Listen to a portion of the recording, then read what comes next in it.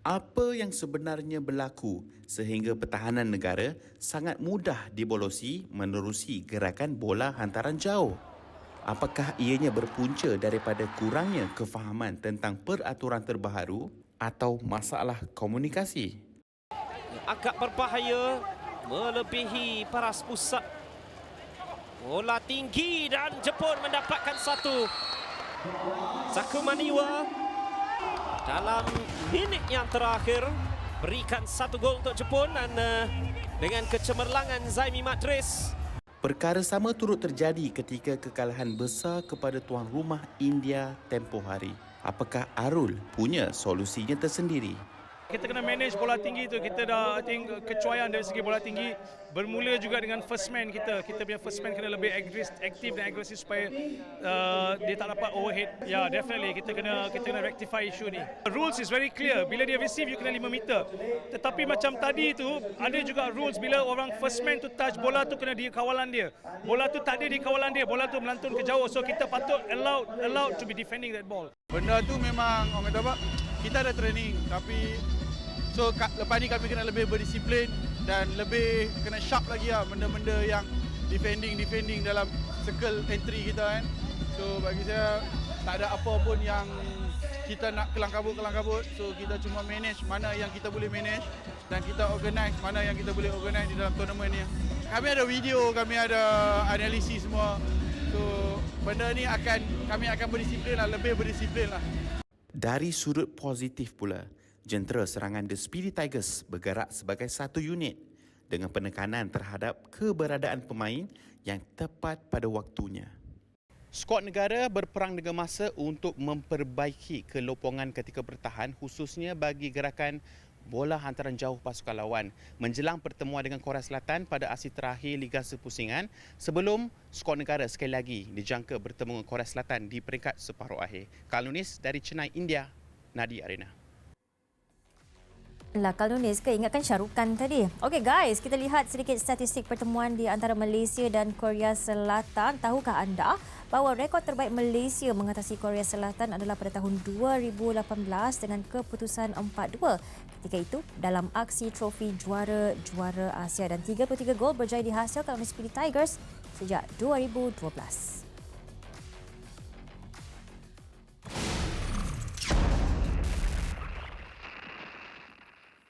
Okey, pelbagai persoalan sudah pun cuba dikupas oleh wartawan kita di Chennai Indah. Siapa lagi kalau bukan Karl Nunis. Tapi for sure, ada banyak lagi yang mahu dikongsikan oleh Karl. Hai Karl, dengar Karl?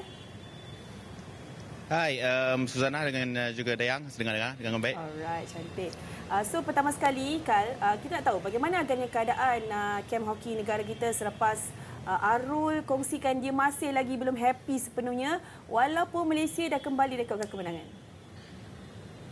Okey, perkembangan terkini skuad hoki negara segalanya berjalan dengan baik. Yang paling penting sekali misi utama untuk pada kejohanan kali ini untuk layak ke separuh akhir sudah pun tercapai. Kalau mereka berupaya untuk melangkah sehingga ke pentas akhir, ini satu bonus. Namun secara keseluruhannya juga Arul ada beberapa perkara yang begitu tidak cukup gemar. Perkara itu masih boleh berlaku memandangkan Sukan Asia Hangzhou lebih kurang 7 ataupun 6 minggu saja lagi daripada sekarang. Dan atas faktor itu Arul tidak boleh mengambil sebarang perkara yang seperti yang berlaku ke atas Jepun itu tempoh hari, satu perkara yang boleh dimaafkan. Sebaliknya menggesa jentera pertahanan skuad negara untuk lebih alert untuk mengekang bola hantaran jauh. Itu satu, bola hantaran jauh. Dan juga mereka harus lebih klinikal di hadapan gawang. Mereka menjaringkan banyak gol padang seperti jaringan Mio Azhar Hassan, Shelo Shilveres sehinggalah ke peringkat abeh iaitu Faizal Sa'ari. Namun perkara yang lebih serius yang mereka harus lebih klinikal menuju fasa akhir kejohanan iaitu pertemuan menentang Korea Selatan pada hari esok.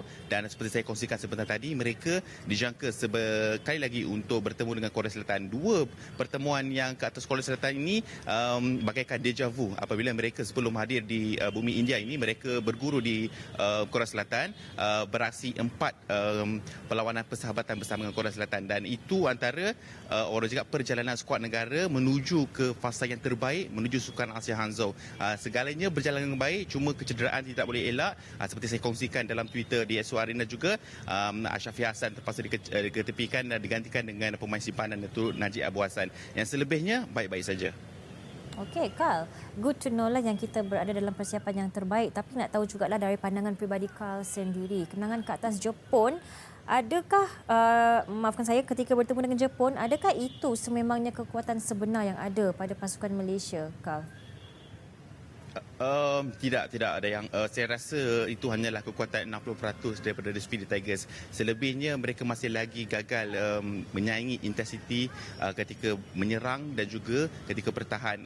Khususnya ketika menyerang, mereka sebenarnya gagal menerjemahkan deretan peluang yang terhidang ke dalam bentuk jaringan. Masih lagi tertumpu dengan kebergantungan skill individu Fazal Sa'ari dan juga Firhan Asyari di bahagian kiri padang. Dan selebihnya ada 2-3 percubaan gerakan menerusi gerakan padang sepasukan, namun masih lagi nampak long lie dengan Aziz Rahim belum lagi menemui sebarang gol di saingan kali ini. Begitu juga dengan Najmi Farizal Jazlan yang masih lagi membuka ruang untuk pasukan lawan mencari di kawasan D. Itu perkara-perkara yang saya rasa membimbangkan juga Arul Sevaraj. Namun one game at a time, bak kata Arul, pertemuan dengan Korea Selatan ini saya jangkakan lebih banyak muka baru yang akan berada dalam kesempatan utama nak simpan taring untuk aksi sebenar bertemu.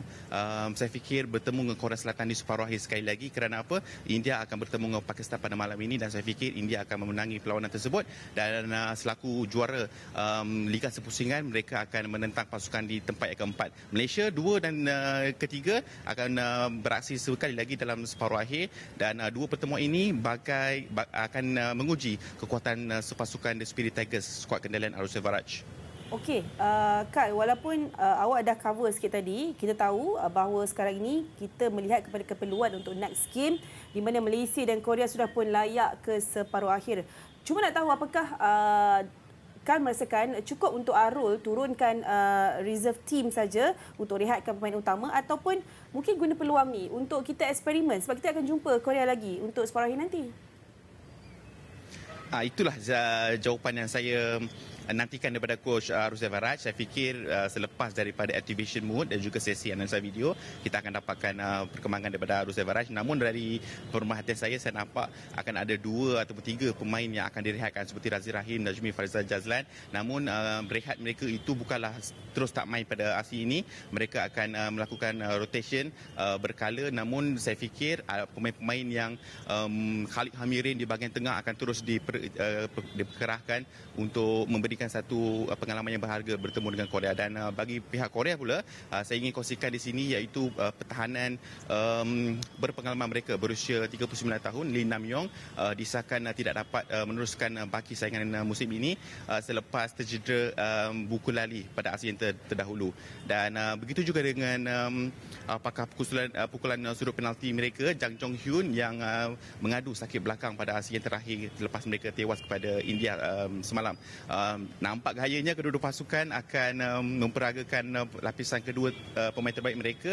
Namun saya fikir perang taktikal masih lagi akan kita dapat lihat dengan Arul dan juga coach daripada Korea Selatan ini, memandangkan mereka ni sebenarnya kawan baik di luar padang. Dan menuju ke fasa separuh akhir, sudah pasti Arul merencana satu formasi dan juga percaturan yang terbaru. Alright, nampaknya Carl dah cover segala pertanyaan yang kami nak tanyakan kepada Carl sebenarnya. So, terima kasih kita ucapkan kepada Carl yang sentiasa membawakan laporan terbaik dari sana. Sekejap sebelum tu, nak tahu Carl dah jumpa, ini Dayang pun nak tahu juga, dah jumpa Alia Bhatt ke kat sana? Adakah Alia Bhatt kat sana? Belum. Tapi ramai, kita duduk satu hotel dengan tim India, ramai panggil saya Arjun. So saya tak tahu apa itu Arjun. Ayo, Arjun Rampal ke tu? Arjun mana ni? Kena Google lah. Okey, terima kasih Carl. Thank you Carl. Selamat bertugas.